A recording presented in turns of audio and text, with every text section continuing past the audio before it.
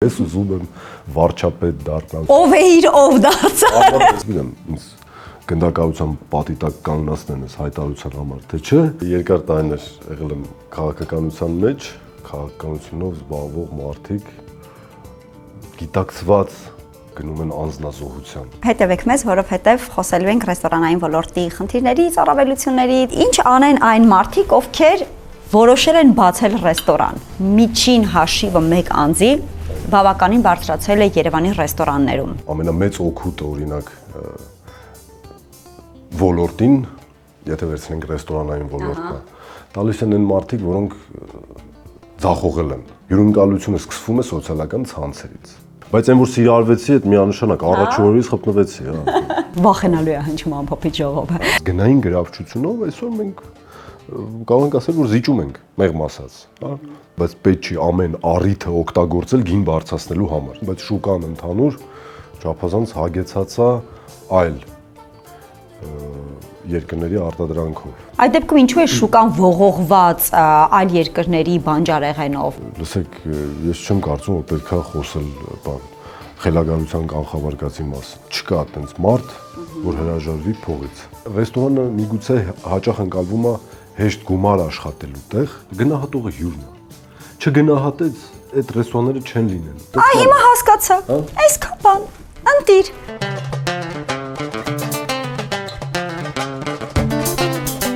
Հաղորդման գլխավոր գործընկեր Վալան գրուպ։ Գործընկերներ Armenia Wine, Արտեր, Ital Solar։ Բարի գալուստ իմ ռեստորան, որը գտնվում է հենց իմ տանը։ Ես ամեն անգամ մեծ երջանկություն եմ ապրում ձեզ ողջունելուց եւ սկսելուց իմ նախագիծահերն է դիալոգը։ Ամենասկզբից ուզում եմ խնդրել միանալ իմ YouTube-ի պաշտոնական ալիքին, բաժանորդագրվել, սեղմել զանգի կոճակը եւ թողնել մեկնաբանություններ։ Ինչպես նաեւ հետևեք իմ Instagram-ի եւ Facebook-ի պաշտոնական էջերին, որովհետեւ այնտեղ մշտապես լուսանկարներն ու վիդեոները թարմացվում են եւ ես սիրով պատասխանում եմ բոլոր մեկնաբանություններին։ Այսօր իմ տուն ռեստորանում շատ հետաքրքիր հյուր եմ ունենալու մարդ, ով հենց ռեստորանային բիզնեսի մեջ է։ Մենք կկիսվենք կարծիքներով, նա իր խորհուրդներով, որովհետև ընդհանրապես իր գործունեությանը զուգահեռ, ռեստորաններ կառավարելուն զուգահեռ, նաև բազմաթիվ խորհուրդներ է տալիս եւ կիսվում է իր փորձով, հատկապես սկսնակ ռեստորատորների հետ։ Իմ տուն ռեստորանում հյուր է լինելու Քամանչա, Փիդե, Արմատ, Մուկբանկ, ռեստորանների սեփականատեր, ռեստորատոր Արեգ Գևորգյանը։ Գնամ դուրը բաց է։ Իդեպ առաջին անգամն եմ հանդիպելու։ Բարև ձեզ, համեցեք։ Ողջույն։ Օ, մերսի շատ։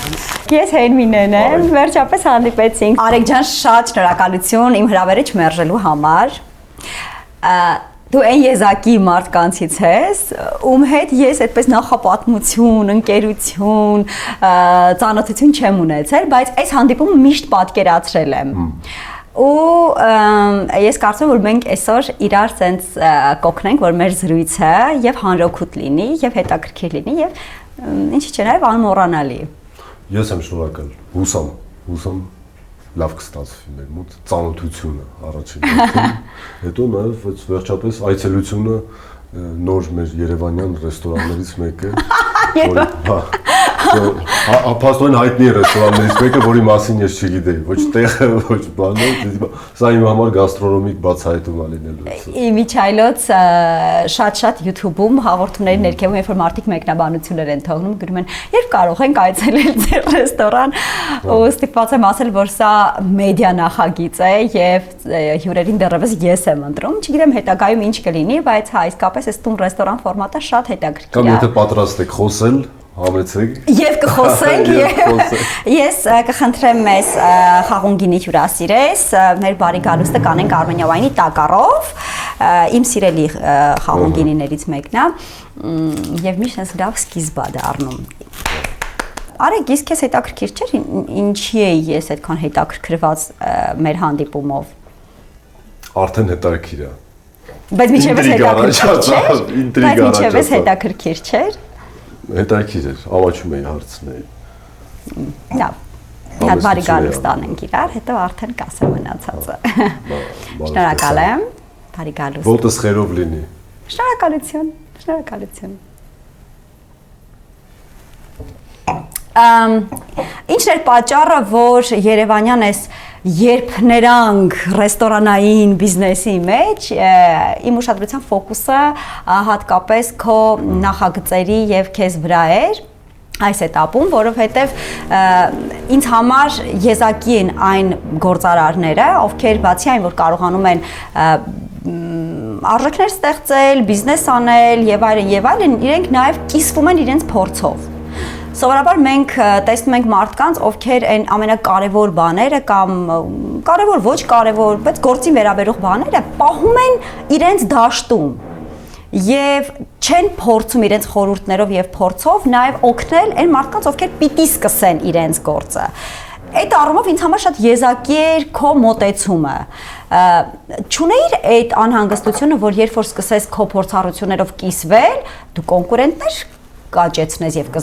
կզարգացնես քեզ համար։ Դե կոնկուրենտերով կյանքը հետաքրքիր է։ Այդ վախը հանում ենք։ Նախ մերսի է գնահատելու համար, որովհետեւ իսկապես այդ բանը կարևոր հատված է։ Ու իր հիմքում ընկած է իրականում հենց այդ միֆը կոտրելը։ Դեք պետք է մի քիչ թաքուն պահել, մի քիչ չխոսալ, մի քիչ զուս բռնել, որ հանգած մրցակիցներ չտան, բայց իրականում մենք բան չենք արտադրում, էլի։ Ատոմային զենք չենք արտադրում, կամ չգիտեմ, iPhone չենք արտադրում, որ ինչ-որ տեխնոլոգիաների գաղտնիքներ ունենք, պարզ բաներ ենք անում, էլի։ Ինչ-որ հանճարեղ բաներ չենք անում, նախ այդ։ Երկրորդը դա իմ բացասական փորձն էր այդ իմաստով, սկսնակի դիրքում, երբ որ սկսում էի, ինձ շատ դժվար էր հասկանալ հայկական շուկայում ինչ է կատարվում, ինչ փորձ կա, բախողումների կլինի, հաջողությունների կլինի, ընդհանրապես աշխատելու կլինի, կառավարման կլինի։ Ու այդ բացը ռեալ կար, միշտ մտքում կար ինչ-որ միգուցե կարելի է այդ բացը լրացնել։ Իհարկե ես չէի մտածում, ինձնով պետք է լրացնել, բացի սկզբից, որտեղ չէի հանդգնի այդ ժամանակ լրացնել։ Իսկ հետո ամենակարևորը այն պատրանքը, որ բանը այդ մրցակիցների առումով էլի, բայց մի բան պետք է հասկանանք, որ մենք ապրում ենք միջավայրում կոնկրետ, այդ միջավայրից ինչ-որ բաներ ենք ստանում, հա, ու կարծում դա բնության օրենքն է նաև, որ պետք է վերադարձնենք ինչ-որ բաներ, փորձենք նաև օգտակար լինենք։ Ու ոչ միայն տենց բարի նպատակներից ելնելու, նաև էգոիստական նպատակներից ելնելով, որովհետև այդտեղ էլ դու օգտվում ես այն միջավայրը, որտեղ դու գործունեություն ես սավալում, եթե այդ միջավայրը զարգանում է, եթե այդ միջավայրում դու պատրաստվում ես երեխա դաստիարակել, դու ինքդ պատրաստվում ես ծերանալ կամ բիզնես զարգացնել, այդ միջավայրի զարգացմանը թեկուզ մի կաթիլ նպաստ ունենալը միևնույնն է վերադառնալու է քեզ տարբեր ձևերով, այսինքն ստեղ էլ կա էֆեկտիվության հարցը իրական։ Ես կարծում եմ, եթե մենք այդ առումով բաց ու անկեղծ լինենք, ոչ միայն ես չեմ համարում, որ ես ինչ-որ բարձրագույն ճշմարտություններ եմ ասում, անհերքելի, այստեղ կարևորը ընդհանրապես խոսելը, բաց խոսելը, ինչա կատարվում ոլորտի մասին, կարող ռեստորանային ոլորտ չլինի, այլ ոլորտներ լինի, որտեղ պետք է բացել աղիքները, նայել, որովհետև էլի բնությանը վերադառնանք, այդ զարմանալի չհնչի, բայց ստացվում է, որ իրականում ամենամեծ օգուտը օրինակ ոլորտին, եթե վերցնենք ռեստորանային ոլորտը, տալիս են այն մարդիկ, որոնք ձախողել են, որոնք ինչ-որ սխալների պատճառով կործանվել են։ Մեր ընկալումը ինչ է տենց մարդկանց նկատմամբ, որ արա խայտարակ եղավ, սկեց, պարտվեց, գնաց, արետ ինչ եղավ այդ տղեն, այդ աղջիկը, բան, սենց ինչ-որ այս վիճակներն է, հա, մենք ամաչում ենք դրա մասին խոսանք, եթե մենք այդ վիճակում ենք գլուխներս կախենք մանգալի, վայ, ոնց եղավ, խուսափում ենք մարդկանցից հանդիպումների։ Բայց մենք չենք հասկանում, մենք շատ օգտակար բան ենք արել բնության համար, որովհետև եթե մեկը ձախողել է ու մեկը կործանվել է այդ սխալի պատճառով, այդ սխալը տեսնելուց հետո մյուսները դա չեն կրկնվել, քան ոլորտը մի քիչ ավելի անվտանգ է դառնալու։ Կամ լավ, եթե այդ սխալին առնչվեն կամ բան, մի քիչ ավելի լուծումներ ուրիշ է լինելու։ Սա կարևոր է այն առումով, որ այն չի կարելի թաքցնել, ես գալիս եմ նրան, ինչ եմ ես դրա մասին խոսում։ Այդ սխալը ուղղակի գործելով չես բրցնում, էլի։ Կարևոր է դրանից չամաչել, կարևոր է դրանից չզզվել, կարևոր է դրա մասին խոսել։ Որտեղ սխալը կա, սխալը թաքցրեցիր, սխալիդ օգուտը ոչ դու ես քաղելու, ոչ էլ միջավայրն է քաղելու, որտեղ դու որը ուզում ես ինչ-որ զարգացնես։ Նայ, շատ մարդասիրական է հնչում եւ իսկապես եւ հիմա դրա էգոիստական կողմն եմ ուզում հասկանալ, բացի այն, որ կօգնենք մյուսներին եւ այլն, իսկ կար այստեղ ոլորտում դիրքերը ամրապնդելու եւ ինֆլուենս ունենալու մղումը նաեւ։ Այդ հարցի մյուս կողմն է։ Ես իրականում բաժանել եմ երկու մասի՝ հարուքուտ մաս եւ ուշադրություն գրավելու մաս։ Իհարկե հարուքուտ մասն էլ առանց ուշադրություն գրավելու չի կարող լինել։ Ուշադրություն գրավելն էլ ոնց որ կարճ ձևակերպում եմ, բան, PR-ը, այսպես ասած, հա։ Ինքը 21-րդ դարում առհասարակ անխուսափելի է։ Եթե մենք կարենք, այս արդեն որորդ անգամ եմ ասում, բայց ինձ թվում է ինչքան շատ ասեմ, այդքան ավելի լավ կլինի։ Եթե մենք 10 տարի, 15 տարի առաջ, 4 տարի, 5 տարի առաջ անգամ մտածում էինք սոցիալական ցանցերի մասին որպես բան, գործիքներ գովազդային, ու մենք դրա իրավունք ունեինք ու ճիշտ էինք անում, ու ընտրում էինք այդ գործիքը ինչքանով կիրառենք, շատ կիրառենք, քիչ կիրառենք, այդ գործիքը կիրառենք նաև թռուցիկ բաժանելու կողքին կամ փողոցում բիլբորդ ունենալու կողքին, հերթական ինչ-որ բաններ ինք։ Ապա հիմա մենք դրա իրավունքը չունենք։ Ոչ միայն ռեստորանային բիզնես, առհասարակ, բայց եթե մենք գալիս ենք հյուրընկալության ոլորտին, ապա կարանք ֆիքսենք հետևյալը, որ հյուրընկալությունը այլևս սկսվում է դիջիտալ հարթակներից։ Հյուրընկալությունը սկսվում է սոցիալական ցանցերից։ Ոչ թե մենք այնտեղ ուշադրություն ենք գրավում եւ այլն, չէ, հենց հյուրընկալությունով ենք զբաղվում։ Հենց հոգատարությունով ենք զբաղվում։ Հենց էմոցիաներ տալով ենք զբաղվում։ Այն գործով ենք զբաղվում ու կարող ենք արդեն զբաղվել, աշխարհը այդտենց փոխվել է, որով մենք սկսում էինք զբաղվել այն պահին, երբ որ հյուրը դուռը բացում էր, ներս էր մտնում։ Նախերգանքն է, էլի դարձել, պրելյուդիան է։ 10 տարի առաջ տենց էր։ 5 տարի առաջ տենց էր։ Մարդը դուռը բացում էր, մեր հյուրընկալությունը իր պատմությունը սկսվում էր։ Ահա։ Բայց հիմա պատմությունը սկսվում է դիջիտալ հարթակներից, ու սա չընդունել չի կարելի ուղղակի, սա բանը ինքնասպանություն է։ Համաձայն եմ։ Ես առաջարկում եմ մենք անցնենք ճաշի սեղանի շուրջ, մեզ հետ տանենք մեր խաղունգինին, որտեղ առաջին նախուտեստը շատ լավ համադրվի մեր խաղունգինու հետ, շարունակենք զրույցը եւ ես որքան քո հարցազրույցները նայել եմ, հիմնականում եղել են իհարկե բիզնեսի եւ այլնի մասին, բայց ես կուզենայի մի քիչ կենսագրականով նաեւ առաջ շարժվեինք, որ Հերմինե դիալոգը նաեւ դառնա այն նախագիծը, որ մի քիչ sense կենսագրական փաստեր էլ բացի, էլի քո մասին։ Բան եկա չեմ ասի։ Լավ մտածի, ասելու ես։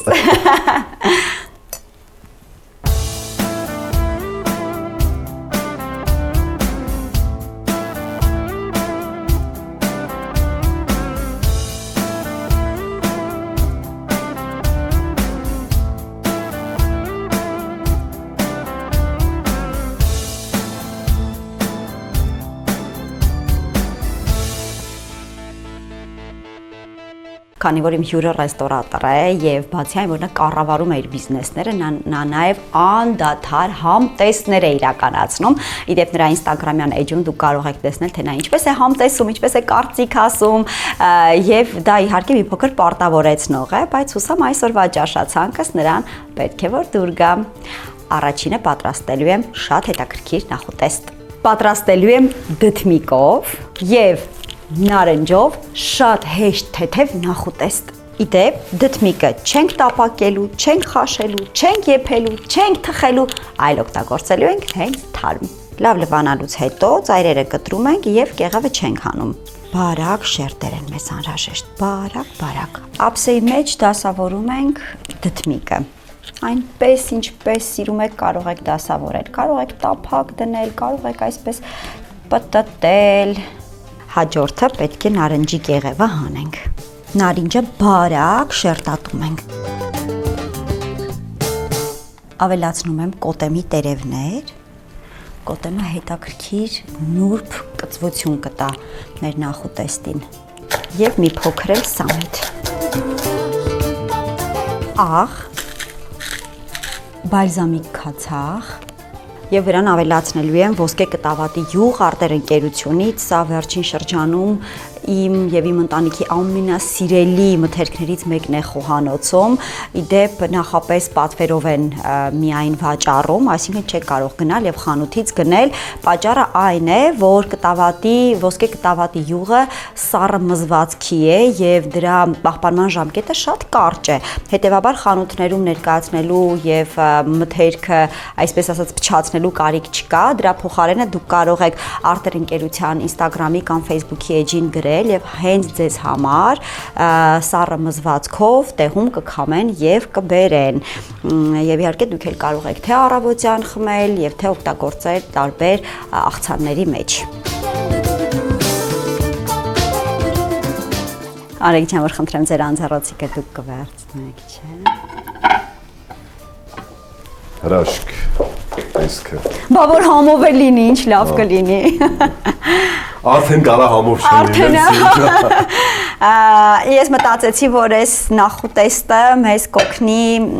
գրգռել մեր ախորժակը եւ նախապատրաստել մեզ հաջորդ ծանր հիմնական ուտեստի համար։ Ես շատ սիրում եմ նաեւ բանջարեղենը, եթե հնարավոր է ջերմային փոփոխության չենթարկել, ապա օգտագործել թարմ եւ դդմիկը ամբողջովին թարմ է։ Եփած չէ, տապակած չէ։ Ես դդմիկ շատ եմ սիրում։ Ես էլ եմ շատ, ոնց ավելին ասեմ, այ հենց դուք պետք է փորձեք։ Եթե ոչ դուք, ապա ով։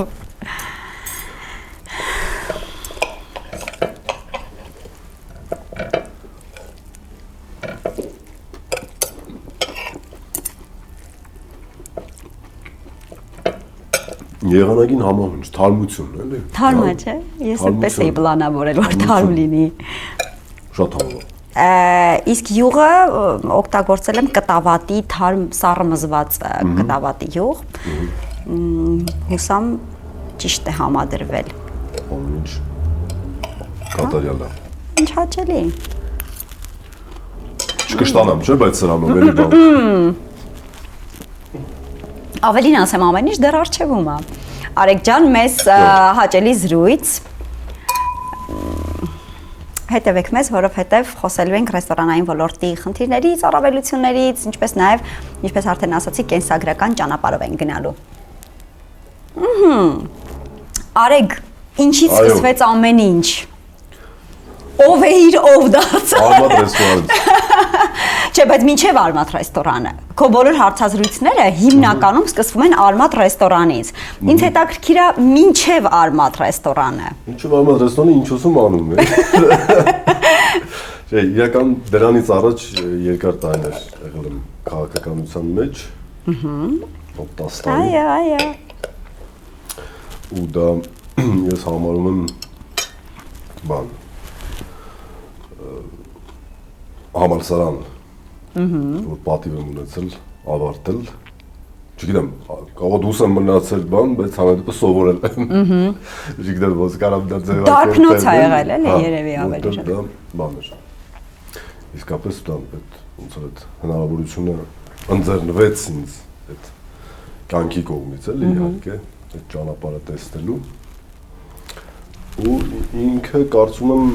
այդտեղ ձեռբերված փորձառությունը, այդտեղ ձեռբերված մարդկանց ճանաչելու, մարդկանց հետ կոմունիկացվելու, կառավարման ինչ-որ փորձ,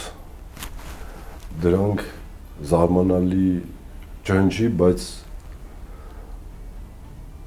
օգնեցին ու օգնում են մինչև հիմա բան բիզնեսում նաև, որտեղ բանը շատ նմանություններ կա։ Շատ նմանություններ կա։ Դե ցանկացած երևի մարդու կենսագործունեության ուղղությունում նմանություններ կան, մենք նույն կանոններով ենք շարժվում։ Ու այդ շրջանը երևի ամենամեծն է եղել, որի մասին չեմ խոսել, դե կարիք էլ չկա խոսելու, որտեղ քաղաքականության մասին կարծում պետք չի խոսել։ Էդ է ասում եմ։ Բայց ինչ զգացողություններով ես հիշում հիմա, որ հետադարձ հայացք ես նետում։ Ես հետադարձ ցանկացած հայացքը բան է։ Հաճույքով եմ նայում։ Կլինի դա դժվարություն, թե ոչ դժվարություն, թե հաջողություն, թե հետաքրքրություն։ Այդ ճանապարհը, որը անցնում ես, որով ձևավորվում ես,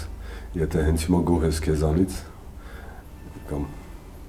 այն ճանապարհից, որով անցնում ես, ուրեմն ամեն ինչ ճիշտ է եղել ու նպաստել է դրան։ Բազմաթիվ քաղաքական շարժեր ստիպում են նախկին քաղաքական գործիչների, այսպես ասած, update լինել, հա, նորից մտածել, մխրճվելու համար դրա մեջ, փոխելու համար, շեղելու համար, տարբեր պատճառներով են գալիս արենա կամ բերվում, հա, այսպես ասած արենա, նորից հետ գալու մտքեր, առաջարկներ, ցանկություններ։ Այստեղ մոտեցումների հարցն է, կարա լինի ցանկություն, կարա մեջը բոց վառվի, որովհետև դա չի կարելի թաքցնել, բայց այդ ադրենալինը այդ կյանքը խտացված, որ դու ապրում ես, տեսնում ես, հատկապես տենց ակտիվ քաղաքական փուլերում, ինքը ոչ մի բանով չես կարող փոխհատուցես։ Այսինքն ցանկության տեսանկյունից դա իհարկե կարող լինի, չեմ կարող թաքցնել։ Բայց իմ համար քաղաքականությունը դա ցանկությունների իրականացման տեղ չի։ Քաղաքականությունը դա զոհաբերությունների տեղ է։ Ես կարծում եմ, որ քաղաքականությունով զբաղվող մարդիկ գիտակցված գնում են անձնազոհության։ Եվ դա բարդ որոշում է։ Այդ առումով քաղաքականությունը նաև պատասխանատվություն է, չափազանց մեծ։ Դա մենակ Հայաստանի խնդիրը չի, ամբողջ աշխարհում քաղաքականությունը կարող լինի, քաղաքականությունով զբաղվելը կարող լինի նպատակ, օրինակ, մանկուց եկող, ես ուզում եմ պատգամավոր դառնալ, ես ուզում եմ վարչապետ դառնալ, ես ուզում եմ այս, բայց քաղաքականությունը դրա մասին չի։ Քաղաքականությունը ընդհանրապես դրա մասին չի, ընդհանրապես ցանկացած տեղ, որտեղ քո որոշումներից կախված է երկու եւ ավել մարդկանց ճակատագիր, դա այդտեղ եսերը գնում են ընկում։ Եսեր չկան, այդտեղ անձեր չկան, իսկ նորից զբաղվելու առումով ես կարծում եմ, որ դե անելիք ունենաս, դե հասկանաս ու ինչ-որ բան ունես անել։ Ես անելիք բացարձակ չեմ տեսնում քաղաքականության մեջ, իմ կողմից, օգտակարության տեսանկյունից։ Ինչպես եկավ այն միտքը, որ պիտի ներդրվես ռեստորանային բիզնեսի մեջ, ինչու հենց ռեստորանային բիզնես։ Այդ բանը ավելի շատ կնոջս միտքն է եղել։ Ախ, ես կանայք, ախ, ես կանայք։ Ինչ ասես չեն մտածում։ Դա բանը Քյուրքչյանի գիրքը այդ 16 թվականին չեմ սխալվում հրապարակվեց հայկական դրոշմազարդ Մարտյանների։ Ոնց որ չեմ հիշում հիմա ոնց մեր ձեռը ընկավ այդ գիրքը, թե առանք, թե ինչ-ինչը։ Ասեցինք նայել կնոջս այդ բան, իսկականից շոկային հայկականը, դա այն փախլավաները չի են, ինչ-որ գծիկներ, բաները չեն են, որ բանդոկներում, սեղաններին դրած ավալ, նայում ինչ-որ տուց, որտեղ տպավորություն կա, որ ժամանակակից դիզայներներ են աշխատել բաների, շատ սիրուն էր, էլի, տեսել եք չէ, ու խայտառակ քանակություն, ու տենց ցանկություն առաջացավ այդ ինչ-որ ձև ներկայացնելու, ինչ-որ ձև նաև կապիտալիզացնելու։ Այո։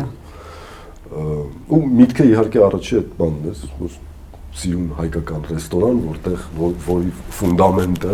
դիզայնի, կոնցեպտի կլինի հենց հայկականը, ու ժամանակակից ոճով, որտեղ առաջին միտքը, որ այդ բաները տեսանք, այդ էր, որ հայկականը նաև ժամանակակից է։ Անշուշտ։ Հայկականը նաև ժամանակակից է։ Ինքը կարա ամբողջ աշխարհում բան ան, ոդկցի, հա, տարբեր ինչ-որ բաներ։ Ու ստեղծվեց արդեն Արմատ ռեստորանի միտքը, որի հիմքում ընկած էր բանը, այդ դրոշմազարդ Մարտյանների զարդանախշերը ամբողջ դիզայնի մեջ, պատերին կլներ, գույքին կլներ, բարձերի տեսքով կլներ։ Հիշում եմ։ Մենք նաև նշել էինք, որ թվականին ստեղծված է, որ Մատենադարանից է, թե Երուսաղեմից է, այլ ինչ-որ տեղերից։ Այդ հասցեներն էլ նշած բաների, ու նաև հայկական խոհանոցը փորձել էինք մի քիչ ժամանակակից մոտեցումներով ցույց տալ։ Արմատի հիմքում հենց այդ էր ընկած հայկականությունը ու բնականությունը իհարկե, որտեղ նաև օգտագործել էինք ամբողջովին բնական փայտեր, բնական ծառեր, ամեն ինչ տենց ինչ որ բնության Շատ լավ հիշում եմ մթնոլորտը։ հայկական, հա, շատ պոզիտիվ, ես կարծում եմ բան, տենց կոլորիտային առումով փուճուրիկ ներդրում ունեցավ Արմատը Երևանի կյանքում, սիրուն։ Ես մենակ հպարտանում եմ դրանով։ Այդ էր, այդ առաջի պրոյեկտն էր։ Ճիշտ զգացողություն ունեմ քաղաքականության մասին խոսելիս մի տեսակ փոխվեցիր, տրամադրության անկում ունեցար կամ լարվածություն ունեցար ու այն սովորական մտքիդ երևի ունեցած զրույցը որ պիտի գանք ու խոսենք մի անգամից ռեստորաններից երևի ջարդվեց թե ինչ եղավ, որովհետև փոփոխություն եմ զգում, որը շահեկան չէ ինձ համար, այսպես ասեմ։ Չեմ կարող միանշանակ։ Ճիշտ եմ զգում, հա։ Չեմ կարող քաղաքականությունից բաց խոսալ։ Ահա։ Էդ էլ է շատ կարևոր բան է։ Կարևոր մոտեցում է կարծում եմ, որ պետք է լինի բիզնեսում։ Այո։ Հայաստանում էլ աշխարհում էլ այդ խնդիրը կա։ Բիզնեսը հատկապես հյուրընկալության, սպասարկման ինքը իրավունք չունի զբաղվել քաղաքական քարոզով կամ քաղաքական քարոզի վայր դարձնի իր բիզնեսները, սա էլ է պատասխանատու մոտեցում, որտեղ գիտեք ինչ կա, մեր խնդիրը մարդկանց կյանքը մի փոքր ավելի լավը դարձնելն է, ուրախություն տալն է, անկախ նրանից, թե ինչ քաղաքական հոսանքների կամ ազգի կամ սեռի կամ կրոնի են նրանք պատկանում,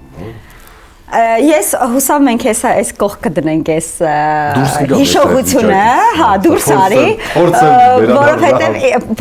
որովհետև իսկապես ինձ շատ, հա, այդ ռեֆլեքսը, դե քաղաքականության մեջ շատ մտածված լինի, չէ, հարցազրույցի ժամանակ, կարծում դու փորձ ունես, հարցերին չպատասխանելու, այո, ինչ խոսք, բայց Միանում է, էլի ճտիկը, հարցերին չպատասխանելու ճտիկը կանջատենք, առաջին փորձը Արմատն էր, բայց վստահ եմ հենց առաջին օրից չէր, որ հասկացար, որ ճիշտ ճանապարհի վրա ես, բիզնեսի տեսանկյունից, այ որ պահից հասկացար, որ ճիշտ ճանապարհ ես բռնել ու սա այն ոլորտն է, որտեղ դու անելիք ունես եւ կարող ես քեզ երջանիկ զգալ։ Երևի երկրորդ պրոյեկտից, բայց այն որ սիրարվեցի, այդ միանշանակ առաջին օրից խփնվեցի։ Բաներ, լրիվ ուրիշ էմոցիոնալ վիճակում հայտնվեցի, էլի։ Ինչ էր պատմի, էլի, որտեղ վստահ եմ բոլոր այն մարդիկ, ովքեր մտքներով անցնում է, ես կարծում եմ, այդ պրոյեկտն էլ մեզ նշանակություն ուներ, Արմատը, որտեղ ինքը, չգիտեմ, շատ լուսավոր էր ստացվում, շատ պոզիտիվ էր ինքը, որտեղ մտնում էր շունչը բացվում էր, էլի, բաներն էր։ Ինքն էլ շատ մեծ նպաստ ուներ, որ ես սիրալվեցի ոլորտին ու կարծում եմ տեմպը ու դրայվը որ կար մեջը, այդ ընթացքում արդեն սկսեց ինձ դուր գալ, այսինքն սովոր էի դրան, մաքսիմալ շփում, մաքսիմալ շատ խնդիրներ, որոնք պետք է լուծել, մաքսիմալ շատ ուղղություններ նաև ու բազմազան ուղղություններ, այսինքն անհետաքրքիր մի ուղղություն չի, ճարտարապետությունից մինչև արտադրություն, չեմ ասում մասնագետ պետք է լինես, բայց պետք է տիրապետես ու զբաղվես։ Իսկ երկրորդ պրոյեկտից արդեն որ զգում ես ստացվում է ու անելիք ունես ու ասելիք ունես նաև այն միջավայրում, որտեղ որ գործունեություն ես անում, այդտեղ սկսում է մեջը տենց արդեն գդիկներ գալ, շարունակես, Կամանչայի մասին է։ Այո, իհարկե։ Ինքը ըստ մեր շուկայի ուսումնասիրության դրա կարիքը այդ պահին շատ կար Երևանում ու իհարկե հիմա էլ կա։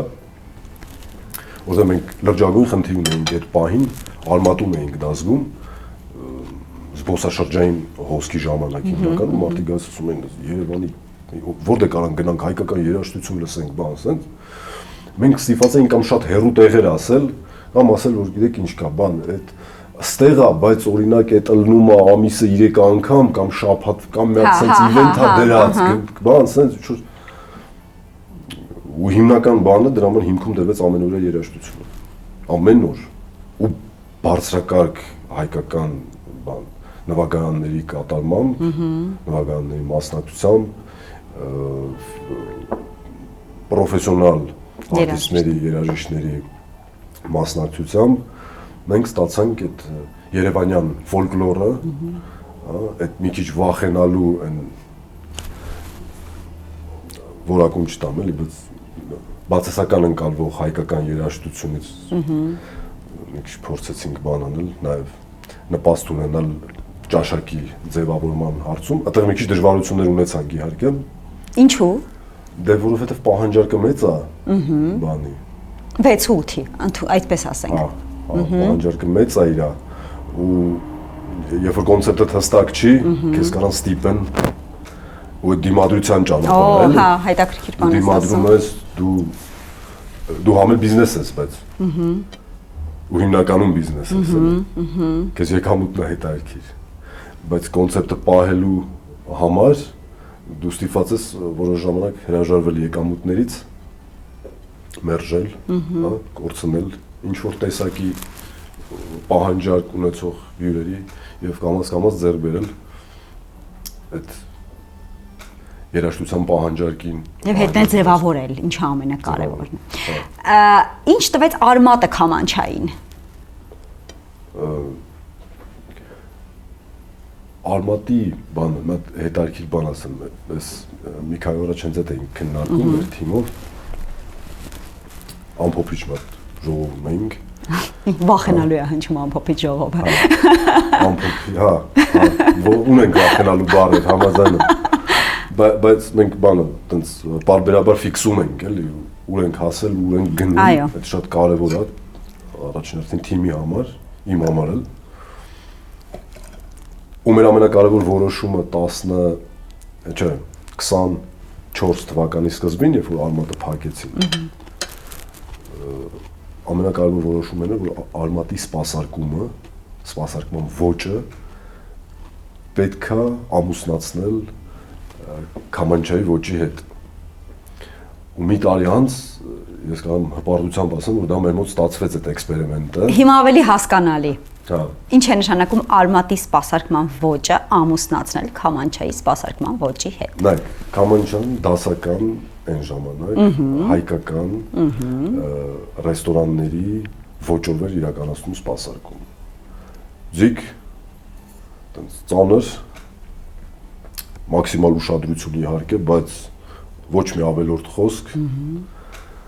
Իսկ արմատում անմիջական։ Այո։ Շփում, հա, հի, բանսենց հյուրեր եկել են, հյուրերի հետ պատճել, այդպես գրկվել, բանսենց։ Իմանալով ինչ է սիրում, բան։ Հա, այսինքն այսօր նույն մարդու հետ է եկել թե այլ մարդու։ Էմոցիոնալ կապ։ Ու մեր թիմի մոտ համոզմունք առաջացավ, որ չի կարելի փախնել դրանից։ Այդտեղ էլ մենք կոմպլեքս ունենք։ Հայաստանում կա այդ կոմպլեքսը։ Որ գիտեք ինչ կա, Հայաստանում այդ ասում եք սպասարկումը լավն է։ Այդքան էլ լավ չի։ Դուք ուղղակի ջիգար ունեք, էմոցիոնալ եք, բան, ոնց որ փոխհատուցում եք ձեր չիմացությունը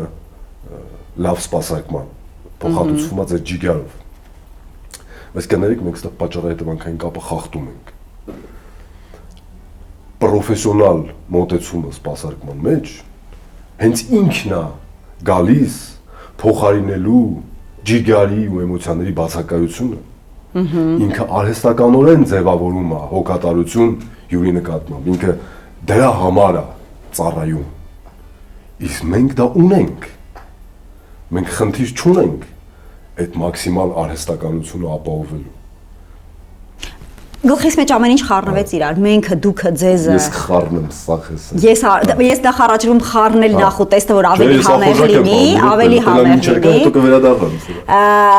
Նկատի ունեք մենք, այսինքն քամանչայի մասին է խոսքը, թե ոլորտի մասին է խոսքը։ Հայաստանի մասին է խոսքը։ Հայաստանի մասին է խոսքը, որ պրոֆեսիոնալիզմը գալիս է լրացնելու։ Չէ, առհասարակ աշխարհում իմ կարծիքով, չգիտեմ, ինձ գնդակահարության պատի տակ կանոնացնեն այս հայտարարության համար, թե չէ, բայց հա, բայց դասագրքային մոտեցումները միտված են ապահովելու էմոցիոնալ կապը հյուրի հետ, որը ֆունդամենտն է հյուրընկալության, հոգատարությունը, էմոցիոնալ կապը, դա արվում է այդ բանով, տեխնիկայով։ Այդ տեխնիկայով։ Հիմա այդ կապը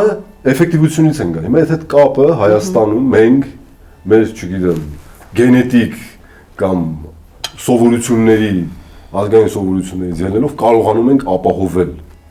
եւ հասնում ենք նույն էֆեկտին էմոցիոնալ կապի, այսինքն բոլոր բարիերները կարողանում ենք վերացնել, հյուրին մտցնել մեր աշխարհի մեջ։ Ես կարծում եմ դա ոչ մի բանով չի զիջում պրոֆեսիոնալ մոտեցման։ Հիմա հասկացա։ Այսքան բան։ Ընտիր, հասկացա։ Ես առաջարկում եմ ավարտենք նախ ուտեստը, անցնենք հիմնական ուտեստը եւ շարունակենք թեման։ Այո։ Չխկենք անում։ Կարանք անենք։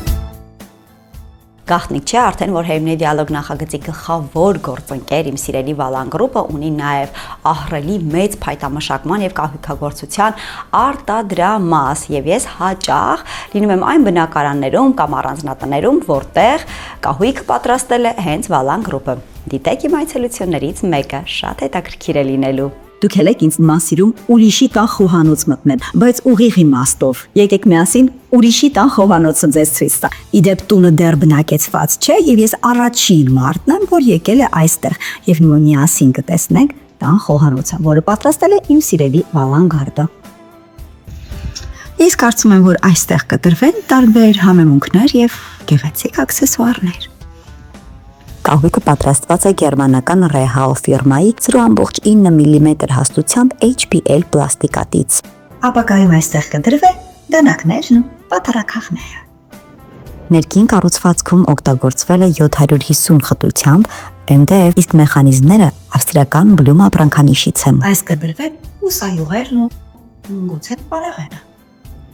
Ձեռքը դնում ես, ոչ մի մատնահետք չի մնում։ Կարող ես օգտագործել ամեն օր եւ ոչ մի քերծվածք չի երևա։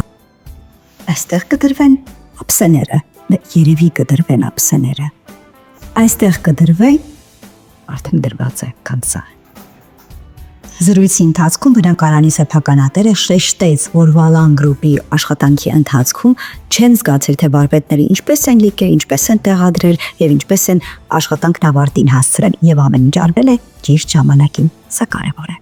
Վստահ եմ, որ այս գեղեցիկ, բուրակով, ճաշակով խոհանոցում բազմաթիվ համեղ ուտեստներ են պատրաստվելու եւ ընտանիքն իրեն երջանիկ է զգալու։ Վալան գրուպ միշտ մեկ քայլ առաջի։ Պատրաստելու եմ պաստա բոլոնեզ եւ արդեն նախապատրաստվել եմ։ Այստեղ խորանարդաձև կտրատել եմ սպիտակ սոխը, սխտորը, ստեպղինը, գազարը եւ նեխուրը։ Հիմա պետք է տապակեմ։ Տաք բուսայուղի մեջ տապակում եմ այն, ինչ արդեն կտրատել եմ։ Ավելացնում եմ մանր կտրատած հազրեվարդ։ Երբ բանջարեղենը արդեն փափկած կլինի, ավելացրեք տավարի աղացած միսը։ Ես իհարկե օգտվում եմ Ողջաբերդ ընկերության մսամթերքից եւ պատվիրում եմ իմ ընտանիքի համար մեծ զամբյուղ, որի մեջ կա եւ տնական հավ, եւ ծեծած լանգետ, պատրաստի արդեն, եւ աղացած տավարի միս, բլիթներ, գաթա, հավկիթ, այնպես որ ձեզ եմ խորհուրդ տալիս, իսկ պատվերների համար հեռախոսահամարը կթողնեմ ներքևում։ 2 գտալ տոմատի մածուկ, ավելացնում եմ լոլիկը իր հյութի մեջ, պահածոյացված, մանրացրած կտրատած մաղադանոս։ Խենթանում եմ բազիլիկի կանաչ ռեհանի բույրի համար, ավելացնելու ենք նաև այս կանաչին։ Մի փոքր էլ ավելացնելու եմ չիլի պղպեղ, մի փոքր աղուսև պղպեղ եմ անում, բայց անպայման համատեսեք հետո, որովհետև լոլիկը աղովեր եւ կարող է շատ լինել, եթե չփորձեք։ Եվ ավելացնում եմ մոտ 100 մգ գինի։ Ավելացնեմ, թե խմեմ։ Իհարկե ավելացնեմ։ Եվ ավելացնում եմ չոր օրեգանո։ Մոտ 15 րոպե թողնում ենք սոուսը եփվի, իսկ այդ ընթացքում ես կեփեմ սպագետին։ Պաստան արդեն պատրաստ է, հիմա վրան ավելացնեմ արդեն բոլոնեզ սոուսը, այնքան ինչքան որ 2 հոգու համար անհրաժեշտ կլինի։ Մի փոքր չիլիով համեմված ձիթայուղ կավելացնեմ վրայից, չերի լոլիկներ եւ թարմ բազիլիկ։ Եկավ այդ պահը։ Մենք փորձելու ենք իհարկե բոլորի կամ շատերի սիրելի պաստա բոլոնեզը։ Ես գիտեմ, որ դու քմահաճույքներ չունես սնունդի մեջ, ինչպես ասացիր, ամեն ինչ ես սիրում։ Հատկապես բոլոնեզի նկատմամբ։ Լուրջ։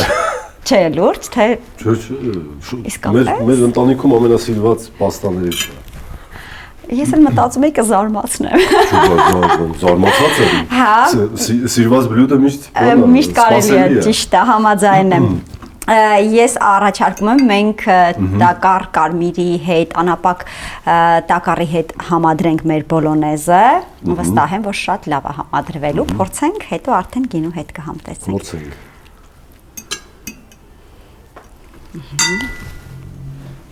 Շնորհակալություն։ Մերսի։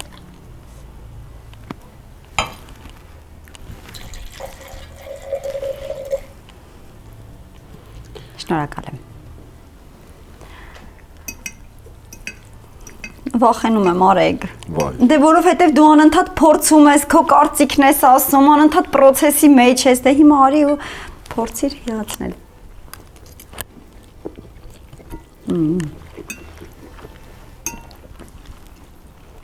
Ընդիրա։ Ընդիր։ Չէ, իսկականից։ Հա, ինձ էլ է դուր գալիս ճիշտն ասած։ Պաստայի հեփվածության աստիճանն էլ, Հա։ սոուսն էլ, ու պես կծվությունն էլ, այդ արկիրա։ Միջալից ես որ հետ եմ նայում մանկություն, մտածում եմ ինչու էին մեր մայրիկները այնքան եփում այս պաստաները, որ այսպես դառնում էր խմոր։ Հա, հիմա բանը ավակ սերնդին դժվար է համոզել, որ չի կարելի, այդպես։ Հա, օրինակ իմ մայրիկը որ փորձեր, կասեր սա եփած չի։ Դու ինչ համային հիշողություններ ունես մանկությունից։ Մանկությունից։ Ինչ ունեմ ամենավառ համային հիշողությունը ներգրավել եմ վերջերս մենյու։ Ու փաստորեն ստացվեց, որ մենակ ես չեմ սիրում այդ համային համադրությունը, շատ սիրվեց։ Ունես լավ եմ զգում։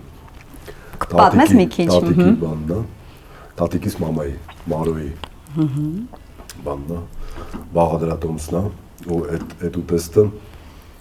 հիմնականում դե իմ հիշողության մեջ է, տենց չնայած մերոնք ասում են, որ միշտ էլ սարքել ենք բան, այ տղա ջան, հո մենակ տոներին չենք կերել, ասում դες հիմա հիշում եմ նոր տարուց այդ բանը, էլի։ Նոր տարուց նոր տարի։ Դրա հետ է ասոցացվում, որ այդ բանը ինքը աղցան է համարվում, չնայած մենք իրան անվանել ենք հյուս, որտեղ ինքը ավելի շատ տենց հացի վրա քսելով տենց բան, բզբզալիք է, էլի։ Բանն է։ Պարզ բաղադրություն ունի, բայց համ շատ հայկական է, համ շատ համա։ Տանջում է Սարեգ ասա։ Ուրեմն ձու, Ահա։ պանրիկ, սխտոր, ինչ էր։ Ինձ հիմնականը է դա, ու թարխուն, հա, հիմքը թարխունն է, այս ամեն ինչը բան մանրացվում է ու խառնվում է, դե արդեն պատկերացնում ես ինքը դառնում է միատար զանգված գրեթե, մի փոքր թթվասերով մի հատ հանճար է խառնում, էլի։ Ես համ սխտորի համար եմ գժվում, ինձ թվում է դրա համար էլ այդ թուլությունս կա, էլի, այդ առումով։ Ես շատ էի սիրում իրեն, ասում եմ, փաստորեն բաներն էլ մեր Հյուրերն էլ սիրեցին։ Հա, իսկականից ամենասիրված բաներից դարավ։ Իսկ ընտանիքդ ավելի այսպես ավանդական խոհանոց ունեցող ընտանիք էր, այսինքն այն ինչ որ օրինակ գրեթե մեր սերնդակիցների բոլորի ընտանիքներում ավելի ավանդական ճաշատեսակներ էին միշտ։ Մի 10 ուտեստ կարող է լինել, ու չհաշված իհարկե տոնական օրերին ինչ որ բաներ։ Տենց էական շեղումներ ընդհանուր նորմից չենք ունեցել։ Չենք ունեցել, հիշում եմ բանը, մամայի կոլոլակները։ Ահա։ Ապուր։ Տավար, չէ, հենց ինքը տենց բանը, մոշնի ուտելիք։ Ահա, ահա։ Տավարի միսնա, եթե չեմ սխալվում, մի կիլո մսին մոտ 2 կիլո սոխա գնում, որ փափուկ լինի։ տոմատով, բանով, սենց ինչ-որ տենց, էդ էլ է գժական տարբերվող համերից, որ ես տենց, օրինակ մեր տանն եմ մենակ է։ Ահա, ահա։ Որպես ընտանեկան բլութ կերել, մնացածով երևի բանն է։ Կատարողականով ենք տարբերվել, չէ, տեսակներով։ Հիմնականում նույնն է եղել։ Իսկ քանի որ դու ինքդ այս ոլորտի մեջ ես եւ մարդկանց մոտ տպավորություն է, որ դու էլ ես կարողանում եփել, պատրաստել եւ այլն։ եւ այնտեղ ունես ռիլերիդ մեջ բաներ, որ դու ես պատրաստում։ Արդյոք այն մարդն է ընկերական խմբում, որ հավաքվում են եւ գիտեն, որ Արեգը հիմա պատրաստելու է։ Թե այդ ավելի սենց այն շոուի հատվածն է։ Մի շաբաթ առաջ ընկերների տանն էինք մեր հավաքվել, ուզբեկական փլավ սարքեցի։ Հիմա ոնց որ արդեն բան է։ Համոզում են երկրորդ անգամ սարքեմ, ես շատ եմ ուրախացել, փաստում տենց լավ է ստացվում է քեզ։ Հա։ Սիրում եմ իրականում, էքսպերիմենտներ եմ անում։ Մեկ գնում շեֆին արվենել եմ ուտում։ Շեֆս ես բան եմ փորձել, դա կարող անենք, դες համ չի ուզում ասի չէ, ուզում ասի ինչ ես ուզում։ Դուրս արի իմ խոհանոցից։ Հա։ Բայց տենց, հա, կա այդ բանը, բայց հիմնականում բան գրենք եմ սարքում։ Տանը ոնց որ այդ պարտականությունն այն վրա դրած։ Բանն է, էլի, երեխեքը ամենաշատը այդ սիրում։ 10 գնալուց բան։ Գիտեն որ դա հայրիկի բաժինն է։ Այդ ոնցերի վրա է, էլի, այդ Հրաշալի է, հրաշալի է։ Ես մասնագիտացել եմ, էլի, դες տարբեր էքսպերիմենտներ ես անում, եմ ստանում այդ գրենքին, էլի, ձուի ու հացը, Բա կաթը։ Կաթ չեմ օգտագործում։ Կաթ չես օգտագործում, ես օգտագործում եմ։ Լավ։ Անդադար խոսում ենք այն մասին, որ միջին հաշիվը մեկ անձի բավականին բարձրացել է Երևանի ռեստորաններում։ Ինչով է պայմանավորված եւ արդյոք նորմալ է միջին աշխատավարձի հետ համեմատելիս Հայաստանում միջին չեկի արժեքը։ Տնտեսական հարց է, Չէ, բայց դուք որպես ռեստորատորներ պիտի որ զգաք մարդկանց հոսքից, պատվերներից եւ այլնից։ Չէ, նկատի ունեմ իր բանը։ Հարաբերակցությունը այլ ինչ-որ ուղղությունների հետ, բայց ես կարծում եմ այստեղ երկու բան ունենք, ուղղություն ունենք, մեկը արդարացված ուղղությունն է, իհարկե։ Մեկը ոչ արդար գների բարձրացումն է։ Առաջին դեպքում իհարկե թե բաները, օրենքի փոփոխությունները, թե տնտեսական իրավիճակը կամ ապրանքների թանկացումները կարող են բերել թանկացման նաև ռեստորաններում։ Այդ արդարացիության հատիկը, այդտեղ արդարացվածության հատիկը։ Այսինքն շուկայում գները բարձրանում են, ստիպված ռեստորանում գները բարձրանում։ Ակցիզի հարկը բարձրանում, բաներն են, խմիչքներն են թանկանում, ալկոհոլային, չգիտեմ, այնտեղ միսա թանկանում, ըստ այդմ խորովածն է ինչ որ առումով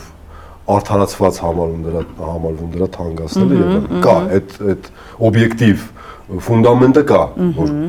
կարա բերի թանկացման, բայց այլ հարց է, որ այդ առիթները արդյոք պետք է օգտագործել թանկացման համար, թե չէ։ Սա արդեն բիզնես մոտեցման հարց է, կարծում եմ, թե անհատական, թե նաև ընդհանուր։ Անհատական իմաստով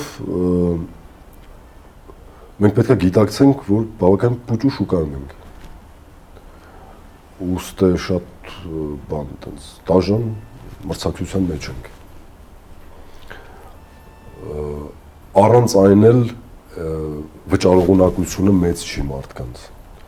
Իսկ պրեմիում սպառողը, այսպես ասած, բարձր, հա, գներով սպառողը հայկական շուկայում մեծ թիվ չի կազմում։ Այո։ Այսինքն հույս դնել այդ ուղղության վրա Հայաստանում ոնց մի քիչ ծիծաղելի է։ Կարա լինեն 1, 2, 3, 10 պրոյեկտ Երևանում, բայց դրանից ավել երկար կամ կյանք չեն ունենա, կամ ընդհանրապես կյանք չեն ունենա։ Հիմա այստեղ միֆերից մեկն է այդ բանի, բիզնեսի տեսանկյունից, էլի, որ գիտեք ինչ կա, ռեստորանում գնագոյացումը պետք է լինի հետևյալ բանաձևով։ Եթե պարզացնենք, հա, անգամ դեք։ Ստացանք ինքնարժեք, բազմապատկեցին 3-ով, ստացան գինը։ Դե բնականաբար, ինչ որ ապրանքներ թանկանում են, լում այդ ինքնարժեքը, տատանվում է ինքնարժեքը, բարձրանում է, այդ անգամի եկը շատ ավելի բարձր։ Այո, այո։ Մի հատ էլ այնտեղ հարկա թանկանում կրկնակի, մի հատ էլ այտենց +10% կամ 20% անում գներին ու դառնում է այդ ինչ որ սարսափելի, անհասկանալի եվրոպական գներից էականորեն տարբերվող արդեն գներ։ Այո։ Հա։ Այստեղ պետք է հասկանալ հետևյալը, որ չի կարելի ինքնարժեքի մեջ ներառել ռիսկեր։ Այսինքն ինքնարժեքի հաշվարկը պետք է արվի բարձր շրջանառությունների համար։ Եթե դու նախատես ես անում, նոր բացվող պրոյեկտ ես, դու նախատես ես բարձր շրջանառություն։ Իհարկե եթե դու նախատեսում ես ցածր շրջանառություն, ու մտածում ես այդ ցածր շրջանառությունով ոնց է գլուխս պահելու, բարձր ծախսերդ մտնելու է դրա մեջ ու սարսափելի գներ դառնում։ Բայց դու պետք է նախատեսես բարձր շրջանառությունների համար, ու այդ դեպքում պարտադիր չի դու անգամ 3, անգամ 4, անգամ 5 պայես։ Դու բարձր շրջանառություններով կարաս աշխատես անգամ 1, անգամ 2, անգամ 2.5 այս տրամաբանությունով, որի մեջ արդեն դու բարձր շրջանառությունների դեպքում հանգիստ կարող ես ներառել քո ծախսերը։ Այս բիզնեսի տեսանկյունից, իսկ ընդհանուրի տեսանկյունից, սա նաև լուրջ հարված է մեր զբոսաշրջային գրավչության։ Հայաստանը վերջի վերջո ինքը իրանով մրցակցության մեջ է աշխարհի տարբեր երկրների հետ։ Ու մրցակցության կարևոր հենասյուներից մեկը նաև գներն են։ Մեր մոտ լավ է սպասարկումը, գաստրոնոմիկ մթերքներ եւ այլն, բայց գնային գրավչությունով այսօր մենք կարող ենք ասել, որ զիջում ենք, մեղմ ասած, թե մեր հարևաններին ենք զիջում, թե այլընտրանքային այլ ուղղություններին զբոսաշրջային։ Ու սա էականորեն ազդում է, էլի գալիս ազդում է բոլորիս վրա, էլի վերադառնում է այդ բումերանգը բոլորիս վրա ազդում է։ Այսինքն այստեղ բանը, եթե կարճ ձևակերպենք, այո, կան դեպքեր, որ պետք է անել, բայց պետք չի ամեն առիթը օգտագործել գին բարձրացնելու համար, դա չի կարա ինքնանպատակ լինի, էլի։ Հասկացա։ Ես առաջարկում ենք ճաշենք, որովհետև սառում է եւ ես երազել եմ, որ քեզ հյուրասիրեմ ամենահամեղ բոլոնեզը։ Արեք, ինձ մի բան է հետաքրքիր։ Մենք միշտ ասում ենք, որ այ հայկական մթերքները, հայկական բանջարեղենը, մեր միսը, մեր մրգերը եւ այլն եւ այլն։ Արդյոք սա մեր հորինած միֆը չի։ Երբ որ արդեն գալիս ենք մեծ մասշտաբների մասին խոսելու, երբ որ արդեն խոսում ենք մշտապես պահպանված որակի մասին, որ պետք է ռեստորան մտնի, եւ արդյոք իրոք մենք հայկական մթերքներ ունենք այնքան լավ որակի եւ քանակի, որ կարող են մատակարարել ռեստորաններին եւ ունենալ հենց հայկական մթերքներով ճաշացանկ։ Դե այս պահին ես կարող ասեմ, որ մեր շուկան առանցքային կաղում է թռչնամթերքի առումով։ Չնայած որ մեր պրոյեկտներին ինքը բավարարում է եւ այլն, բայց շուկան ընդհանուր չափազանց հագեցած է այլ երկրների արտադրանքով։ Իսկ մնացած ուղղություններում ես կարծում եմ, այո, այս պահի ռեստորանների քանակին այսօրվա եղած պրոյեկտներին մեր մթերքները կարող են բավարարել ու իրանք իսկապես տարբերվող են, իհարկե բարեխիղճ բանի դեպքում, աճացնելու, արտադրելու դեպքում։ Այդ դեպքում ինչու է շուկան ողողված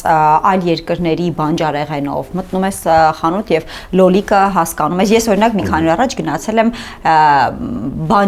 Բանգլադեշի շուկա։ Իմ աղջիկը ասաց, գիտես մամա, ես ուզում եմ լինենք այդ շուկայում եւ ասացի, գնանք, ժամանակ կանցկացնենք։ Վաղուց չէի եղել, ինչ ճիշտը, սուպերմարկետային այս կուլտուրայի զոհերից մեկն էլ իհարկե ես եմ, բայց ասեմ, որ այնպես չի, որ շուկան ինձ շատ ուրախացրեց։ Իրականում կրկին բանջարեղենի մեծ մասը բերված էր, մեծ մասը Հայաստանում չէր աճեցված։ Բերված է, բայց բանից Լատինական Ամերիկայից չի բերված։ Նկատի ունեմ, արդյոք մեր հողերը, մեր աշխատուժը այնքան չի, որ մենք կարողանանք բավարարել թե պարզապես սպառողին եւ թե ռեստորանային բիզնեսի սպառողներին։ Հասկացա։ Որակի առումով ես կարծում եմ, թե բանը Պարսկաստանից բերած սմբուկը, ասենք, էականորեն չի տարբերվում մեր մոտ աճացրածից, որտեղ նույն կլիմայական պայմաններում կարելի ասել։ Հարց այստեղ որակը չէ, իմ խնդիրը ավելի շատ հայկական հողերի, աշխատուժի, գյուղից քաղաք եկող մթերքի, շրջանառության, կապի մասին է ավելի շատ։ Ես հասկանում եմ, բայց դա չի կարող լինի բարի ցանկությունների մակարդակում։ Դա պետք է լինի ունենա բիզնես գրավչություն։ Եթե դες բանը բիզնես գրավչություն չունի, ինք չի լինելու։ Հիմա այդ բիզնես գրավչությունը ինչի չկա, արդեն այլ հարց է։ Դրանով պետք է զբաղվեն պատկան մարմինները։ Ու կարծում եմ այդտեղ մի զարգանալու տեղ կա։ Ես հուսով եմ այդ ռեսուրսները իսկապես վատա, որ որոշ առումով մեզ չի բավարարում դա, բավականացնում դա, ու մենք չենք մեր պոտենցիալը կիրառում, բայց մյուս կողմից լավ է, որովհետև չիրացված պոտենցիալ ունենք, ռեսուրս ունենք, որը կարող ենք օգտագործենք։ Ու ես կարծում եմ իսկը պահնա դա օգտագործելու համար, հուսամ ամեն ինչ արում է դրան։ Բայց ասում եմ, մինչև դա բիզնես գրավչություն չունենա, ոչ մեկ չի գնալու պետության համար, պետության հանուն հայրենասիրական նկարտումներից ելնելով վարում գաճացնել։ Դա փող աշխատի։ Չէ, բայց այստեղ խոսքը բացարձակ հայրենասիրական նպատակները չեն։ Օրինակ, եթե ես ապրում եմ գյուղում եւ ունեմ հեկտարներով հող, եւ այդ հողը չեմ աշխատացնում եւ չեմ գալիս Արեգի մոտ, ասում գիտես Արեգ ջան, դու 5 ռեստորան ունես, արի մենք պայմանավորվենք, ես քեզ նույն որակի ամեն ամիս, ամեն օր, ամեն, չգիտեմ, շաբաթ բերում եմ X մթերքը։ Այստեղ պետության մասնակցությունն եմ ուզում հասկանալ։ Հասկանալի որ գյուղատնտեսական վարկեր եւ այլն տեխնիկա գնելու համար, այստեղ հասկանում եմ, բայց կա նաեւ այստեղ ինձ թվում է ցանկության հարցը եւ այդ կապի հարցը։ Գյուղացու, ֆերմերի, հա, այսպես ասեմ, եւ ռեստորատորի։ Լսեք, ես չեմ կարծում, որ պետք է խոսել խելագարության կանխավարկածի մասին։ Նորից եմ ասում, չկա այդպես մարդ, որ հրաժարվի փողից, եկամուտից։ Վստահ ես։ Դե ասում եմ, խելագարության կանխավարկածով չեմ խոսում։ Իսկ ծուլության կանխավարկածը։ Ինչի։ Ծուլության։ Ուրեմն բավարար չի այդ փողը, որ իրան մոտիվացնի, որ ինքը բան անի, այդ վարունգը ցանի։ Նույն տեսակի մարդիկ ենք, չէ՞ բոլորս, մենք բոլորս նույն ձևի մոտիվացիան ունենք։ Արդյոք դու այդպես ես կարծում։ Միանշանակ։ Իսկ եթե մենք պատրաստում ենք բան անենք, այտենց սերունդ փոխենք, որ մարդիկ մոտիվացված ու գիտակցված գնան դրան, հաճույք ստանան, դա արդեն բան է, շատ ֆունդամենտալ հարց է ու տասնամյակների հարց կարող է լինի։ Բայց ինչպես եղավ, որ օրինակ խոհարարական ոլորտում այդ տենդենսը կա, մոտիվացված են խոհարարները, մենք տեսնում ենք այսօր արդեն, որ խոհարարը հեղինակություն է, մարդիկ, եթե մի ժամանակ տարիներ առաջ ասում են, դե պովր է, էլի, օրինակ եմ ասում, ներողություն իհարկե, այսօր արդեն այլ կերպ են ասում, շեֆ խոհարար է դարձել, խոհարար է դառնալու, գիտեք, խոհարար է դարձել, հեղինակություն դարձավ, կարողացանք այնպիսի միջավայր ստեղծել, որ խոհարար դառնալը դարձել է հաճելի եւ պատվաբեր մասնագիտություն։ Նկատի ունեք, որ ասենք տենց բան պալոս չի, հա, տենց։ Մի ժամանակ այդպես էր, այո։ Հիմա ոլորտը զարգացավ։ Հա, ոլորտը զարգացավ, մասնագետների պահանջարկը բարձրացավ, հեղինակությունը բարձրացավ։ Եթե հողի օգտագործում ունենա բիզնես գրավչություն, կգտնվեն մարդիկ, որ այդ հողը կօգտագործեն, հասկանում եք։ Չեմ պատկերացնում, ինչի դա չի արվում, կամ ինչի բավարար ծավալներով չի արվում։ Մի խոսքով ձեզ որպես ռեստորատոր բավարարում են այն մթերքները, որոնք առկա են շուկայում, որոնք դուք կարողանում եք գտնել եւ մշտապես ներգրավել ձեր ճաշացանկում, ճիշտ եմ հասկանում։ Իսկ մասնագետների մասին եթե խոսայք։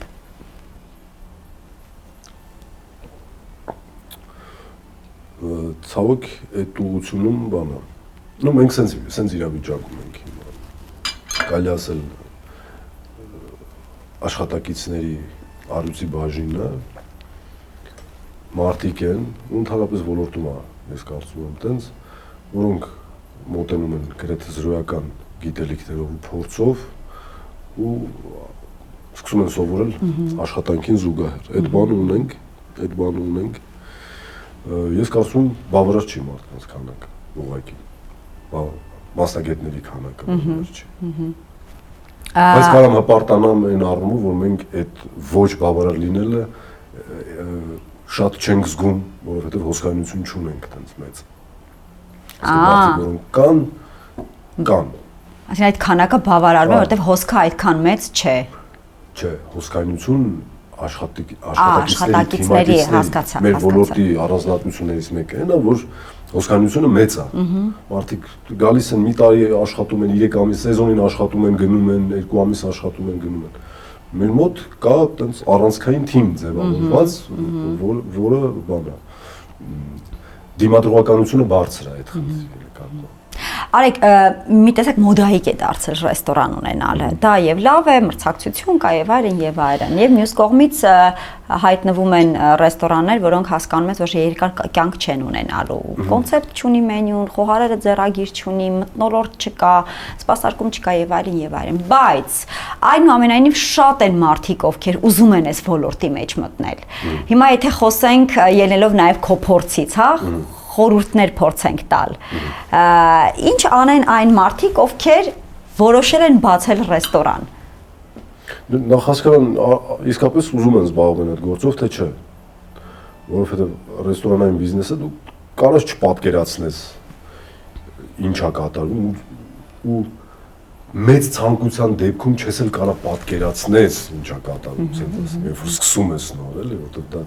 իսկապես շատ ծավալուն ու բազմազան ուղղություններ են, որտեղ պետք է անընդհատ խնդիրներ լուծվեն ու զարգացման ուղիներ փնտրվեն։ Ուստի ես կարծում եմ առանցք ամենակարևոր մեկն է, եթե դու չես սիրում այդ գործը, 1-2 ամիս հետո այդ բանը քեզ սպանելու է։ Այդ դժվարությունների հաղթահարման այդ շարունակական այդ process-ը քեզ ոչնչացնելու, դու չես կարա դիմանալ դրան։ Ես կարծում եմ հիմնական խնդիրը մեր ոլորտում դա որ մարդիկ շատերը ամենայն հարգանքով իսկապես այդ ցանկությունը ես չեմ դատապարտում, հա, գումար աշխատելու կամ բիզնես անելու։ Բայց ռեստորանը միգուցե հաճախ ընկալվում է հեշտ գումար աշխատելու տեղ, հա, արագ ու հեշտ, բայց դա այդպես չի։ Ինքը կարող ընկալվի հեշտ, եթե դու սիրում ես այդ։ Թե լայֆսթայլ է քեզ համար։ Եթե սիրում ես դա, այո, կարող, բայց այսինքն հակասություն է առաջանում ակնկալիքների, սպասելիքների ու իրականության միջև, ուտեղ սկսվում է խնդիրները։ Թվում է թե շատ ունենք ռեստորաններ, բայց այսպես խարակտեր ունեցող բովանդակային, որ հասկանում ես, որ այս ռեստորանը ունի իր ձեռագիրը, կոնցեպտը եւ այլն, շատ չեն այդպիսի ռեստորանները։ Մենք փնտրտուքների փուլի մեջ ենք դեռ, թե ձևավորված արդեն շուկա ունեցող երկիր ենք ըստ քեզ։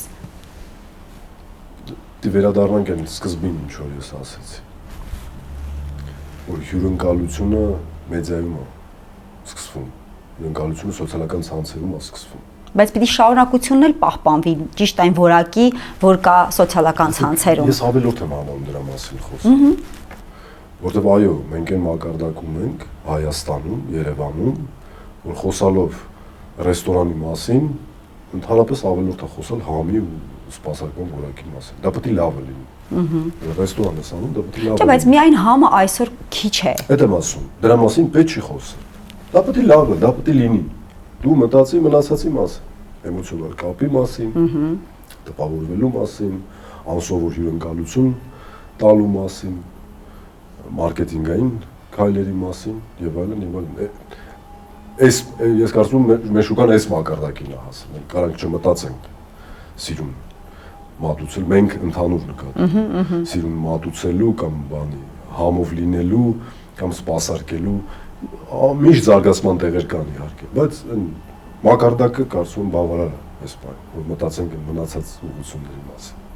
Կշարունակենք մեր զրույցը արդեն քաղցր սեղանի շուրջ, դեսերտ ենք միասին անելու, թեթև, այսպես, բայց կարծում եմ, որ պիտի հետաքրքիր լինի քեզ։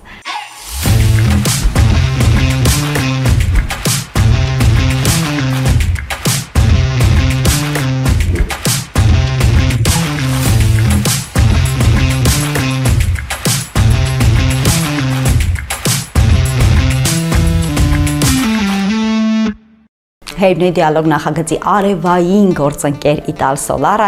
մշտապես պատրաստ է խորհրդատվության իր սիրելի հաճախորդների եւ այն մարդկանց համար, ովքեր հետաքրքրված են արևային էներգիայի սպառմամբ։ Իդեպ ես ներքևում բնութագրության մեջ կթողնեմ ձեզ համար հղում, որտեղով դուք կարող եք գրանցվել եւ Իտալ Սոլարի աշխատակազմը ձեզ համար հետազոտություն կանեն, խորհրդատվություն կանեն եւ կվերլուծեն արդյոք հնարավոր է ձեր տանը կամ առանձնատանը կամ բիզնեսում տեղադրել արևային կայաններ։ Խորհրդատվությունը եւ նախագիծը ամբողջովին անվճար է։ Իդեպ ես ինքս իմ ընկերների համար հարցում արել եմ եւ բոլորի համար նախագիծը եկել է պատրաստի ամենայն մանրամասնությամբ, գնառաջարկով եւ վերլուծությամբ, արդյոք հնարավոր է ունենալ արևային կայան, թե ոչ։ Այնպես որ դուք էլ անցեք հղումով, ստացեք խորհրդատվություն, ինչպես նաեւ անվճար ստացեք նախագիծ ձեր իսկ տան, առանձնատան կամ էլ բիզնեսի համար Ital Solar-ից։ Պատրաստելու եմ քաղցր քսուկ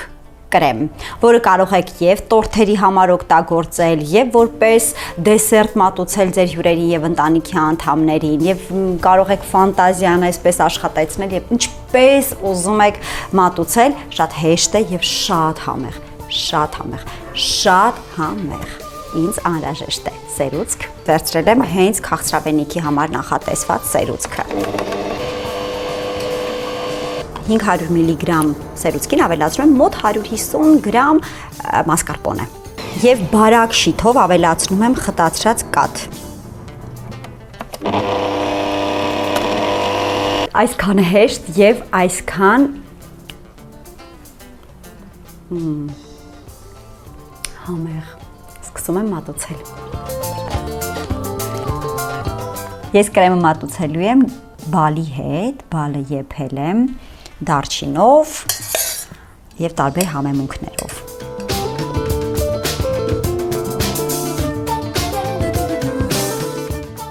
Չեմ համբերում փորձել։ Հա, փորձի։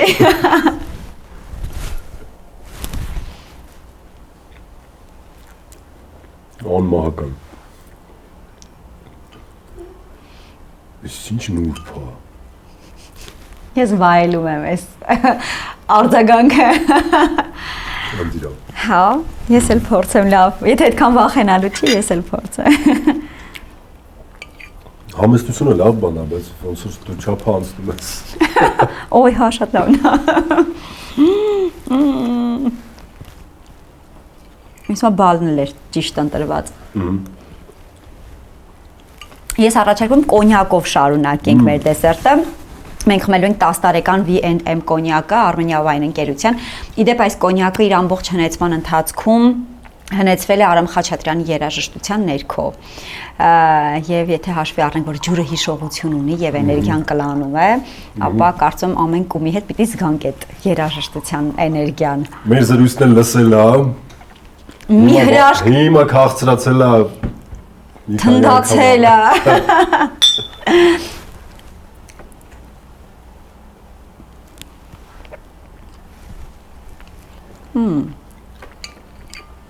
Արեգ շատ ճամփորդող մարդիկ, ովքեր շատ են լինում տարբեր ռեստորաններում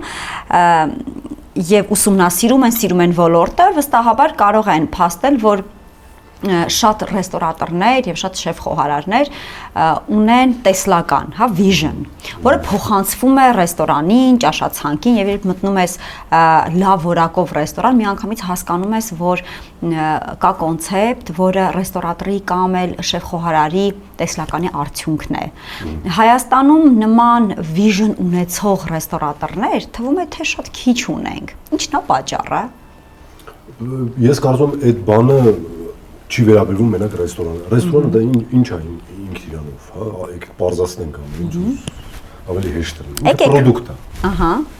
Պրոդուկտ է։ Ոնց որ ցանկացած բիզնեսում հիմնադիրը, ստեղծողը պետք է հստակ պահանջված պրոդուկտ ստեղծի։ Ու հստակ ուրվագիծներ իրան տա, թե ինչի մասին է ինքը։ Ինչով է տարբերվում մրցակցից, ինչով է ավելի լավը, ինչ գրավչություններ ունի, ինչ խնդիրներ է լուծում հյուրի համար, ոնց է իրան ուրախացնում, երջանկացնում եւ այլն եւ այլն։ Իսկ նույն բիզնես մոտեցումների հարցն է այստեղ։ Ու եթե հիմնադիրը ինքը կողմնորոշված չի այդ հարցերով կամ հստակ չի ձևակերպում, կամ ընթացքում կորցնում է, տրվում է տարբեր ինչ-որ հոսանքներին ու սկսում ասած լողալ, հա, սկզբից մի բան էինք, սկզբից կոնյակի տեղ էինք, հիմա դարձան գինիի տեղ, բան, նույն այդ հակասությունն էլ առաջանում է սպառողի մոտ, հյուրի մոտ, ու ըստ այդմ նաև իր անկալումը բանա լրիվ փոխվում է, անորոշ է դառնում, սպառումն էլ վերանում է։ Նույն այդ խնդիրը կա, ես կարծում եմ նաև մեր ոլորտում, ինչը նորմալ է։ Այդ պրոյեկտների գնահատողը, այնպես պարզ է մեր ոլորտը, գնահատողը հյուրն է։ Չգնահատեց, այդ ռեստորանները չեն լինելու։ Այդ այդ բանի մեջով մենք անցնում ենք, անցնելու ենք անընդհատ այդ բանը ոնց է Դարվինի տեսության անունը էվոլյուցիայի այդ էվոլյուցիայի այդ մսաղացի մեջով մեր ոլորտը սաղ ոլորտները անցնելու են մենք դնում ենք հանրության սպառողի հյուրի դատին անցնում ենք այդ դատը, այսպես ասած։ Շարունակում ենք, ծավալվում ենք նոր կոնցեպտներ։ Ճիշտ եմ հասկանում, որ հետևաբար սպառողին պետք չէ, որ լինեն շատ նախագծեր, շատ պրոյեկտներ, ռեստորաններ, որտեղ իսկապես կա vision, կա տեսլական, կա կենսագրություն։ Գուցե սպառողին պետք չի դեռևս։ Վստահ չի ասի, որովհետև այն քանակը փակվող ռեստորանների, որ կա Հայաստանում, հենց դրա մասին է խոսում։ Նաև դրա մասին է խոսում, չեմ ասում միակ պատճառը փակվելու դա է, բայց նաև նրա մասին է խոսում, որ զտում է գնում։ Այսինքն պրոյեկտները, որոնք չեն սիրվում կամ անորոշ են, կամ չեն հասկացվել, իրանք ուզեն չուզեն փակելու են, ինքնանպատակ չի ռեստորան ունենան։ Այսինքն պահանջարկը ձևավորելու է դա։ Անխուսափելի։ Մենք այդ ճանապարհը անցնում ենք, կարծում ու լավ էլ արագ ենք անցնում, կարծում եմ։ Մեր շատ փոճուրիկ ռեստորանային պատմություն ունեցող պետության համար։ Երբ եւ ինչպես սկսվեց քո, այսպես ասած, PR մարտավարությունը, որ ինքդ դառնաս քո ռեստորանների բրենդ ամբասադոր ասենք, փորձարկող ասենք, դեմք ասենք, մեկը ով հենց լինելով սեփականատեր, ինքն է պատմում իր ռեստորանների մասին, ինքն է դառնում ընկերության դեմքը։ Դե անկեղծ լինեմ, ես այդտեղ ոչ մի նոր բան չեմ հորինել։ Չէ, նոր բանի մասին չէ, բայց պիտի գալ դրան, համաձայնել դրա հետ։ Համաշխարհային տենդենսներն են, որ ցույց են տալիս անխուսափելի այդ իրողությունը, որ պետք է հյուրընկալությունը սկսել բանից, սոցիալական ցանցերից։ Իսկ եթե նման պահերը ընդհանրապես բաներն են, շրջադարձային պահերն են ցանկացած բիզնեսում։ Եթե կան տեխնոլոգիական փոփոխություններ, այսինքն արտաքին ազդեցություն, որը բերում է որը կոչվում է շրջադարձային փոփոխություն, իսկ դիջիտալի նման զարգացվածության աստիճանը դա հենց այդ պահն է, դու պարտավոր ես օգտագործել։ Որտեղ եթե չես օգտագործում, դա քեզ բերում է տասնապատիկ վնասներ։ Եթե օգտագործում ես, քեզ բերում է տասնապատիկ։ Հա, բայց հարցս մի փոքր այլ բանի մեջ էր։ Հարցը կոնկրետ քո ներկայության մասին էր մեդիայում, սոցիալական մեդիայում մասնավորապես։ Այն որ պիտի դիջիտալը օգնի եւ այլն, արդեն սա ես անգիր ջրի նման հասկացա, բայց ինձ հետաքրքիր է քո մասնակցությունը արդեն այդ ամեն ինչը տեղ հասցնելու մեջ։ Մաքսիմալ էֆեկտ ստանալու համար, որովհետեւ թե հետաքրքրության տեսանկյունից սեփականատերի խոսքը շատ ավելի հետաքրքիր է, քան օրինակ մենեջերի խոսքը։ Անխուսափելի է, չի կարելի դրանից փախնել։ Ուշադրություն գրավելու տեսանկյունից։ Երկրորդը ստեղծողը, սիրողը, մարդը, որ ամեն բջիջի տիրապետում է իր գործի, իր պրոդուկտի, ուզի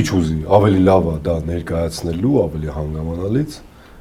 քան, ասենք, վարձու ինֆլուենսերը, որ կոնկրետ ինչ-որ խնդիր է լուծում։ Եվ հաջորդը վստահության հարցը, որովհետև եթե պրոդուկտի ստեղծողը ինքն է ներկայացնում, դա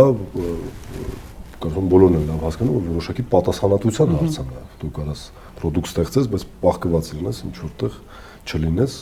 կամ ուղղակի չլինես, բայց երբ որ դու բացվում ես ու դու ինքդ ես անձնական երաշխավորություն ես ոնց որ տալիս քո պրոդուկտի համար, դա վստահության այլ մակարդակի է քեզ բարձրացնում ու ես կարծում եմ, ես այդ սպասելիքները մենք արդարացրել ենք մեր հյուրերին։ Որտեղ առաջի հարցը օրինակ մարդիկ որ գալիս են, բարև ձեզ, բան, ուրախ ենք ձեզ տեսնել, ձեզ Instagram-ով էինք տեսել կամ TikTok-ով էինք տեսել կամ Facebook-ով էինք տեսել։ Իմ առաջի հարցը այն է, որ արդյոք համապատասխանում էր իմ ասածը ձեր փորձին։ Ու երբ որ ես ստանում եմ դրական պատասխան ու ես կարամ գլուխ գովամ, որ տենց 99% դեպքերում ստանում եմ դրական պատասխան, դա ես լավագույն բանն եմ համարում, արդյունքն եմ համարում մեր կատարած աշխատանքի։ Փոքր երկրներում կա վտանգ, երբ անձի վրա կառուցված բիզնեսները շատ ժամանակ տուժում են ելնելով անձի կյանքում այլ գործունեություններում տեղի ունեցող փոփոխություններից, վայրեջքներից, վերելքներից եւ այլն։ 5, եթե չեմ սխալվում, 5 նախագիծ, 4 հենված են այդ իմաստով քո ուսերին։ Եվ քո կյանքի եւ քո ապրելու ամեն մի քայլը պիտի այնքան մշակված եւ ուշադիր լինի, որ հանկարծ վատ չանդրադառնա նաեւ քո բիզնեսների վրա։ Սրա մեջ չկա կաշկանդող, վախեցնող ինչ-որ մի բան։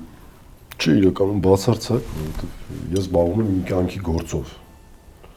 Ես չեմ ապրում ինչ-որ կյանքով, հետո գալիս ասում գիտեք ինչ կա, ես եկեք իմ ռեստորան։ Չէ, բայց այնուամենայնիվ դու ունես նաև քո անձնական կյանքը, քո ընկերները եւ այլն եւ ոչ ոք չգիտի ցանկացած պահի ինչպես կարող է իր կյանքը ընթանալ։ Եվ քո պարագայում շատ ավելի խոցելի է, որովհետեւ մի քանի բիզնես հենց արդեն քո անվան վրա է կառուցվել։ Բայց այդ մի քանի բիզնեսները գոյություն ունեն, չէ՞, չեն հայտնվել ինձով։ Ամբողջ խնդիրն է նա, որ մենք ընդհանրապես օգտագործում ենք տակտիկական քայլ բիզնեսում, որը պարտավոր ենք օգտագործել հաշվի առնելով իրավիճակ։ Բայց բիզնեսները իրանցով անցել են ճանապարհ, ստեղծվել են, փակվել են, փորձ են ձեռք բերել, ուժեղացել են, անցել են դժվարությունների մեջով, ունեցել են հաջողություններ, ունեցել են անհաջողություններ,